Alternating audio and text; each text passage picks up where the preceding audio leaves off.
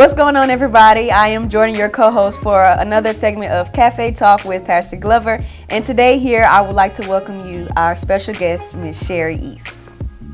So what would you like to tell us about yourself? Well, I'm just grateful to be here and just grateful to talk about what I do and what God allows me to do every day. So what I normally do on a day-to-day basis is I train individuals such as young elite athletes as well as women and children. Tell me something that no one really knows about you. Ooh, okay, something that nobody really knows about me is, okay, so this is funny, but and it's weird, but people think that I'm an extrovert, but I really am secretly an introvert. Okay. And so I just kind of like fell into being an extrovert simply because I play sports. But I secretly just like to be by myself. Same. I can relate to that. Okay, so I wanted to talk to you more about basically your hobbies and your occupation. Basically, what made you want to get into, like, I guess, the health and wellness thing? That's a good question. I always knew I wanted to live an active lifestyle. I've always played sports, but it wasn't until I came and joined UCFM it was the main reason I joined. Pastor Ellis, I never forget, he said that it's a dangerous thing to be spiritually unemployed. And so I knew that they had the health ministry. I kind of like visited a church a little bit. And so actually that was something that encouraged me to join a health ministry. And from there, like, the rest is history. Wow. So actually the wellness component of it really kind of like catapulted me into like what I'm doing today. So if it weren't for me joining the church a Wednesday night, and it was funny because he didn't even do like an altar call, and afterwards, I walked up to him and I was like, I want to join the church. Oh, wow. And it was because of course, because of his preaching, but it was also because I wanted I wanted to have my hands towards something in the kingdom of God, and basically that was one thing that helped me to make a decision on what church I would join. The call that he had for action, like to have something, you being able to do something in the kingdom of God. And so I'm like, what better way to show God that I'm committed to the kingdom than by joining church and also joining a ministry in the church. Okay. I heard you say something about you train elite youth athletes. What does that mean? So an elite athlete, the type of athletes that I train are not new to sports. And the type of children that I train are already in sports. They already have a background, so it's not like I'm training them to do anything new or special. I basically use what they have and I build upon. I use my program to help them build upon the training that whatever sport that they want to play. I have a tennis player. I train a few young soccer players, and yeah. Okay, cool. So I guess that leads me to my next question. Since this is Youth Ablaze, have to talk about the youth. But so what has been one of the major takeaways, I guess, from working with them? Because I know, honestly and personally, they teach me as much as they pour into me as much as I pour out to them. And so, like, what has been something that you've taken away from, like, I guess, working with the teens? One thing I've learned is to just be available. I really believe that God gave me the gift of youth to be able to minister to youth. I don't look my age, so it gives me a little bit of leverage with young people, and it helps me to be relatable to them. And so I've learned to just be available, to be open, and to just listen. Sometimes we just like to say what we want to say to the youth because they're young, but just being available, just listening to them, and just being a role model to them and for them is something that I really, really have learned. Because when I was growing up, a lot of my role models were on TV. And like I didn't have access to like real life role models other than like my mom, you know, like your teacher. But like somebody that was my age or a little bit older than me, I didn't really have access, or I didn't really, because I mean we moved a lot, and so I didn't keep friends, and so that's something that I think helps me to understand how to minister to young people, is just to be available. Wow. I like that. And I think that's very important because, like, everybody's just so fast paced now. And, like, I think because as an adult, it's like you've already experienced it. And sometimes, like, even with me being a young adult, sometimes I brush stuff off. Like, even with my sister, she's a teen. And, like, sometimes I brush stuff off because I'm like, girl, I'm just telling you, like, what not to do. And then it's just, instead of just listening to see, like, you know, and I think it's something that's very impactful and important that a lot of people overlook as far as to helping the teens. It's like sometimes just listening. And then you have to also think about it. One thing that I'm also learning is like they're gonna find an influence no matter where they go. And so if you are living, you know, like Christ, if you are if you feel like you are a good role model, why not it be you? Right. You know, because they can't really touch Nicki Minaj, they can't really touch Drake, you know, on a day-to-day basis. Like because they're gonna look up to these people. But you know, with us being close in proximity to them, it gives us a little bit more leverage. It's like, well, I may like, you know, these singers or actors, but I have a Jordan here that I could talk to on the phone. I can call, you know, and ask real questions about, rather than seeing them on Instagram and seeing this life that's not really conducive for them to be living. And so, you know, just realizing that if we don't influence them, somebody else gonna influence them. I love that. And that's so true.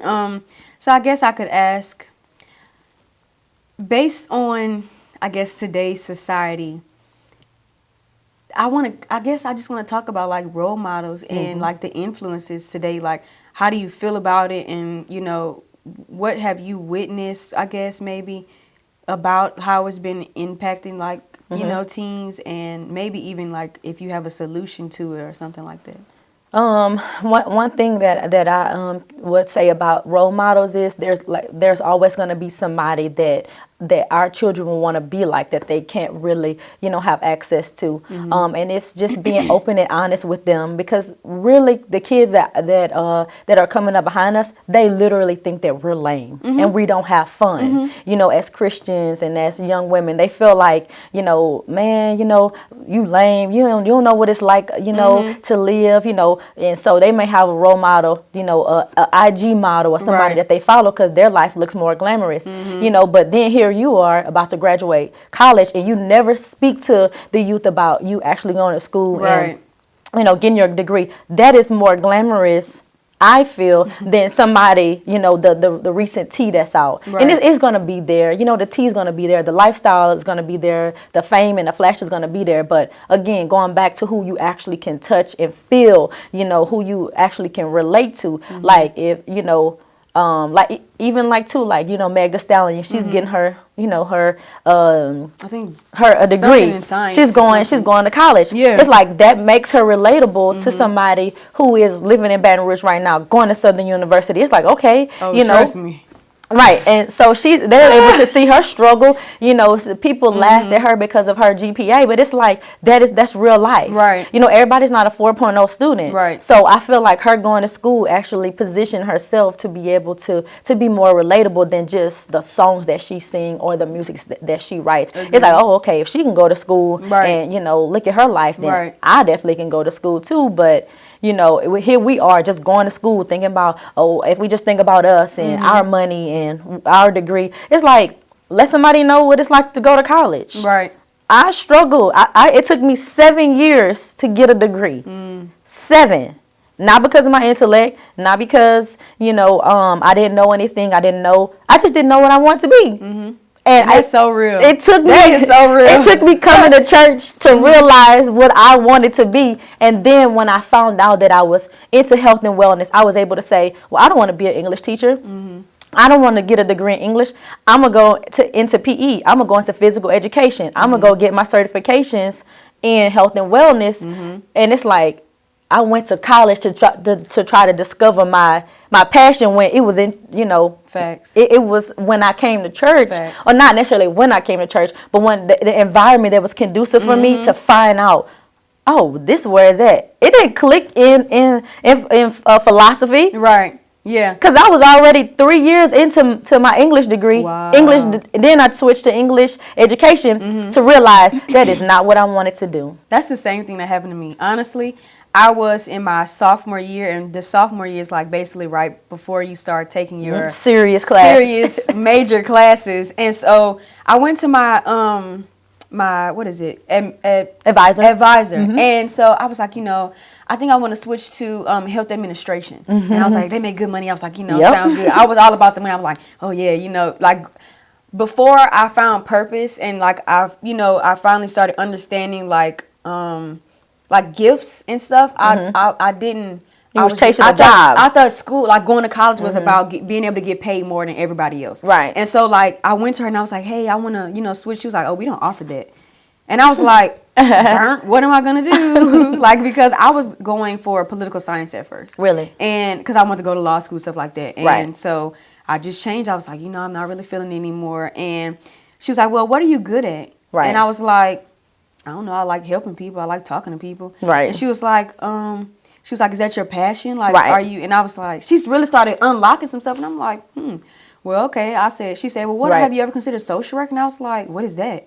Like, I didn't even know it was a major. Right. I was like, okay, sounds good. And then when I came here, Pastor kind of, Ex- poured more into it because she planted a seed and then he watered it. And then it just like, from there, I was just like, boom. Like, Yep. I literally don't think I could have picked a better major. Like, honestly, I'm so satisfied with it. But it's like, between my advisor saying the stuff that she did, asking the question that she did, and Pastor, I was like, oh my gosh. And most people, people our age, they go, not most, I don't want to be that broad, but a good number of people, when I was in school, I even saw people when I was in line to take my courses, were asking their parents, calling their parents, Mama, what you want me to major in again? And it's like some people go to college to discover something that God already put inside them. Right. And so and you'll have somebody like me, that will take 7 years to just try to figure it out. Right. I didn't even want to go to college. Excuse me. I did not want to go to college. What did you want to do? I don't know. I didn't want to go to college, but one of my friends at the time, I mean, this is because I didn't have confidence. Nobody really in my family graduated from college. Like, I was one of the first females in my immediate family to graduate from college. I was one of the first females in my family to graduate from high school. So after high school, I remember the day after high school, I cried on the sofa because I did not have my friends anymore.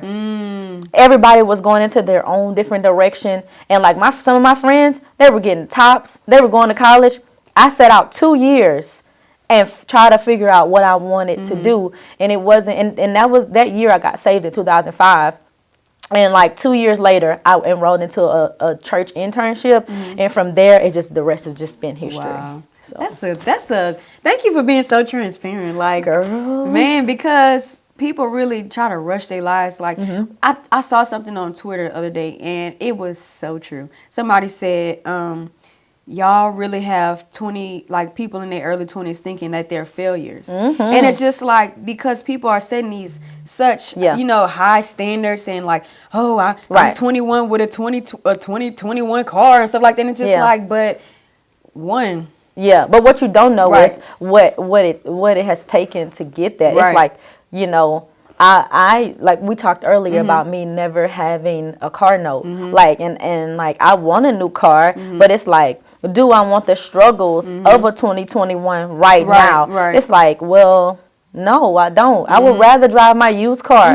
Like, I even taught kids, they would be like, man, Coach E's, your car is this, your car is that. And it's like, I know at the end of the day, I can go to sleep at night because I don't have a note. $250 in my pocket or more. So, but I mean, kudos to people who can afford it. There's nothing wrong with having the best. But I've always been taught that don't let have things, but don't let the things have you. Facts. So. I love it.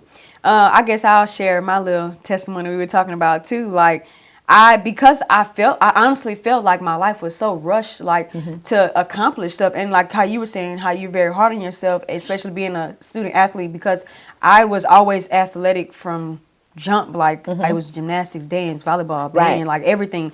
And so like now that I'm out of, high school and stuff, when I was actually doing those sports, it's like there's still a competitive spirit in me, but it's like since I'm not playing a sport, it's just like I don't know how to fulfill it sometimes. So I'd like make my own race and I compete with people that don't even know. I'm trying to race them, and I'm like, I was getting envious. I'm like, how she got that and I don't, and I'm this and I'm doing this, and it's like how? But I had to learn that I have to run my own race. That's right. And like how I was telling you, my car was from an auction. I didn't have a car note either. Right. And That's like good. honestly,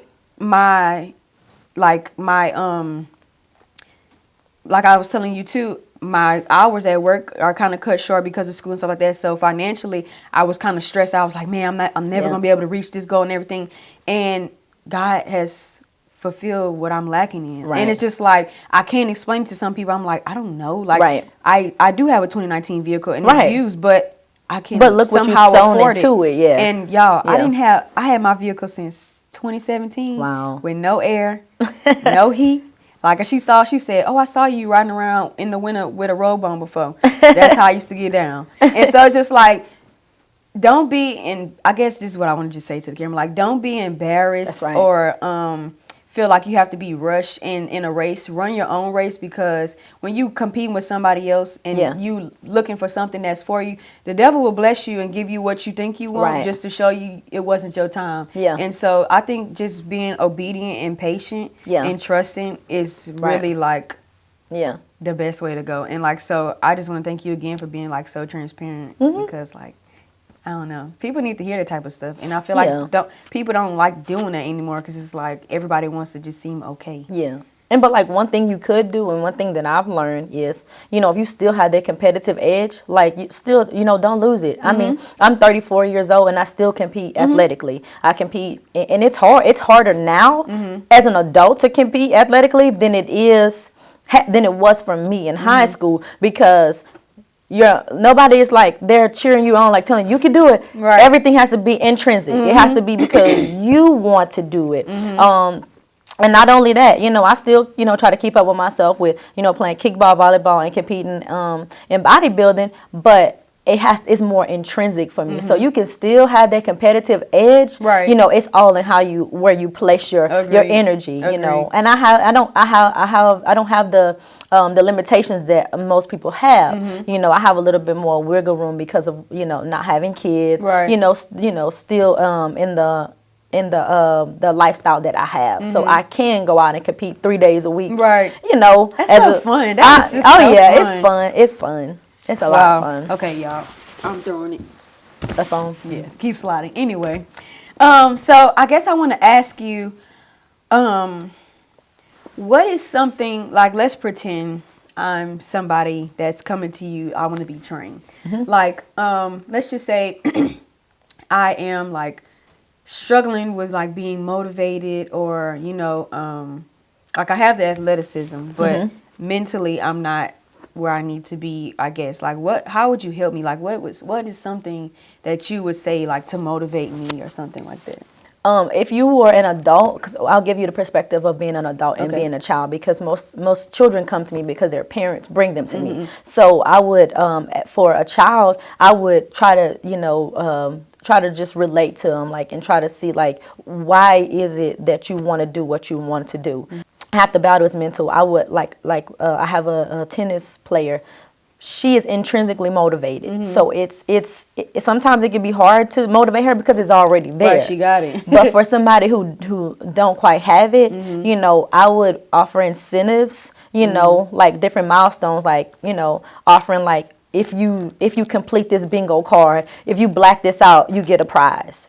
Kids are motivated by things, and so I would, create like an incentive program for them to be able to help them to be motivated.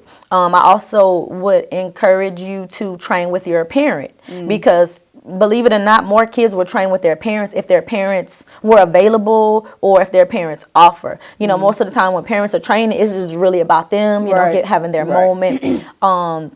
And so offering incentives where the kids train with their parents, and if they have like an incentive program, like one of my kids right now, she's always marking off her bingo card, like, Miss Sherry, I'm done with my bingo card, I want my prize. And I'm thinking like, man, you did that you did those 5 actions fast, so I give them an option where they could black their card out, or they could just get regular bingo. And if that doesn't help, we have a discussion, we talk, we get down to the bottom of what's going on. Do you sometimes kids play sports because their parents want them to play it. So you'll have a kid that loves football, but the parent wants them to play baseball. So I'll kind of offer my my opinion about it, because at any given rate, whenever you start something, you need to be able to finish it. Right. And letting kids know the power of finishing. But as an adult, it's harder to motivate adults, because it's like people really feel like you can't tell me nothing. I have people that pay me every month to motivate them to stop eating candy. Right, like you know that. You know what's the biggest motivation for adults? If I don't do this, nothing's going to change, and I'm going to keep giving my money and paying my money. Yep. So like putting your money where your mouth is like the biggest motivation. That's true. To adults. And not only that, like, what do you want to look like? Do you want to keep feeling how you feel every day when you wake up? I know that's what happened to me in 2015. I was 25 pounds overweight, and people was like, "Oh, you look good," But it took a change on the inside of me. I had to wear like a girdle for the first time in my life to a wedding, and so for me, that just really shook me. Like, I'm not about to live this life like this. Like, this is not me. So it took a little bit of intrinsic motivation, even for myself, to say, you know what. And also what motivated me was, what motivated me to lose weight and to change my mental, my mind was, I was about to get on high blood pressure medicine and diabetes medicine. Ooh, man. And I was 32 years old. Wait. 32 years old. When I'm 34 now. So back 2 years ago, I was diagnosed pre-diabetic and pre-hypertensive. So that is a motivator. Yeah. I'm not about to spend money on pills. Right. I'm not about to be going to the doctor. And so I'm like, with those medications, if I start taking those, I'll probably have to be dependent upon them for a long time. And I'm like, it's easier for me to exercise and lose the weight than it is for me to keep paying somebody to tell me that I'm not doing what I'm supposed to do. Right. Wow. So that's a motivator. Your money leaving your pockets, is a motivator. Because you're going to spend more money in treatment than you will prevention, hands down. Wow. And so noted. So prevention is worth more than treatment on, especially at our age, because Wow. nobody tells you what happens when you turn 30 years old as a black female. Stuff start breaking down. Wow. And so you have to kind of get ahead of it. You're not quite there yet, but it's stuff, just like a car. Right. The air ain't gonna be on forever. And I always told myself, and I tell my people this: don't treat your things better than you treat yourself. You have this $75,000 car that you wash every day. You put that Supreme gas in it because the regular gas unleaded ain't gonna do. Right. So if you're gonna put Supreme, that good gas in your car, then put good food in your body, because your body is like an engine. It's gonna run off of what you put in it. Right. And it's gonna, when we eat, unhealthy foods like the chips and all of that, it doesn't keep us, our engine, our physical engine running like as good as it would our cars. Wow. So don't take better care of your things than you do yourself, because it's like, what are we telling God when we do that? Like, I want my car to break down before me. Right. Hello. So that's my goal. Like, I want my car. Like, I don't want my car to have a longer life than me. I want it to break down at some point. And so, Wow. yeah. Okay, because I needed that. Because honestly, because I was athletic for a very long time, and I was very competitive about it, and just because I naturally, I think, was pretty decent. It's like now I have lost motivation, and also just because of my schedule, it's like by the time I have the even time of day, I'm going to sleep. Yeah. Like Saturday morning, I know I could get up and do something. But oh my God, I would sleep till like 12 if I Yeah. can. Because it's just like sometimes I know my body is exhausted Yeah. because I don't get enough sleep during the week. So it's just like time management for me. It's like I'm doing what I gotta do to make sure I hit deadlines, but it's like I still Yeah. push myself, I think, Yeah. too much. And so like what would you say to like somebody to help time manage and, you know, still get in something small here or there? Like what advice would you give? The first thing I would say is make it a priority. You know, for a long time I was walking around dehydrated, so I had an idea. I said I was going to set an alarm every other hour in order for me to drink some water. Because if you get to where you're thirsty, you're already dehydrated. Right. So thirst is not a sign of oh, I'm just thirsty. That's the sign of dehydration. Ooh, Lord. So making it a priority, scheduling it in, like we do those doctor's appointments, put it on your calendar to work out, make it a priority, biblically speaking, the Bible says wherever, your heart is, that's where your treasure might be. Same thing, wherever your commitment is, that's where your harvest is going to be, right? So if you're committed to your health, then your harvest is going to come from there. You're going to have a good harvest from there. And in reverse, if you plant negative seeds, Right. then that negative stuff is going to come up Right. in the form of, like me, the high blood pressure. And I'm thinking my cholesterol was through the roof, and I'm thinking I'm small, Right. Right. like what's wrong with me?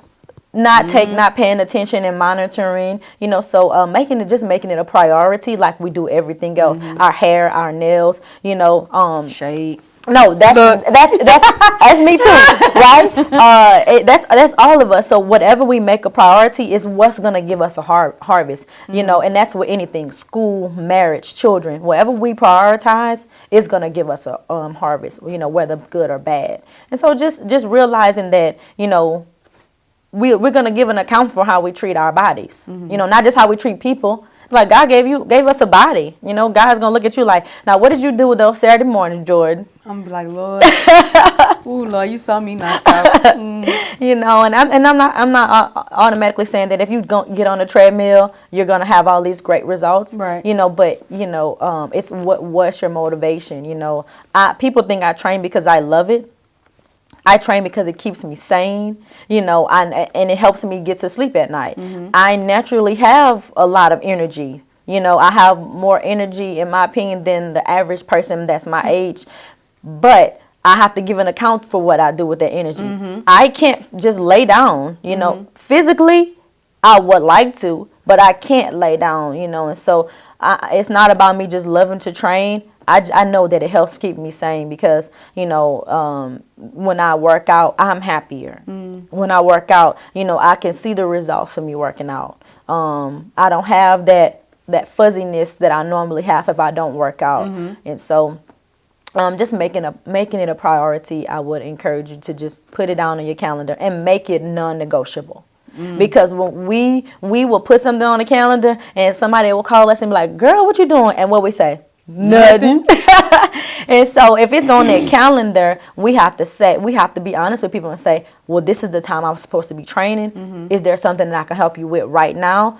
If not, if it's an emergency, if not, I'll call you when I'm done. Right. And so it's like availing yourself to you is important, just as important as you availing yourself to other people. Right. It's like if we won't make ourselves a priority, then who will? Facts.